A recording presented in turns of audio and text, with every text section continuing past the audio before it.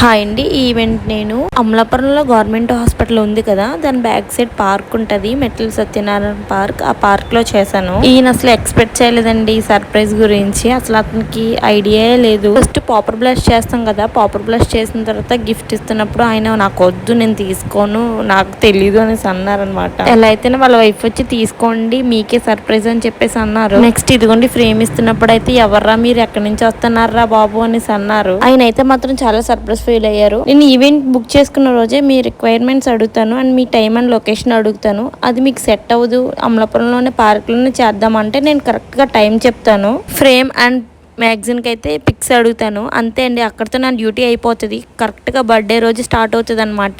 చాలామంది టెన్షన్ పడుతున్నారు, ఏంటి అక్క ఇంకా కాల్ చేయట్లేదు, ఏం అడగట్లేదు అని చెప్పేసి. మీరు టెన్షన్ పడొద్దండి, ఎందుకంటే మీకు పర్ఫెక్ట్గా మీరు లొకేషన్ అండ్ ఏ టైం చెప్తారు కాబట్టి నేను పర్ఫెక్ట్గా మీకు చేసి ఇస్తాను. జస్ట్ మీరు నేను ట్రస్ట్ చేస్తే చాలండి. మీ సర్ప్రైజ్ మీరు ఊహించిన దానికన్నా మంచిగా చేసి మీకు ఇస్తాను. మీరు కూడా మీ లవ్డ్ వన్స్ని ఇలా సర్ప్రైజ్ చేయాలనుకుంటున్నారా? అయితే వెంటనే నా కాంటాక్ట్ నెంబర్కి కాంటాక్ట్ అవ్వండి.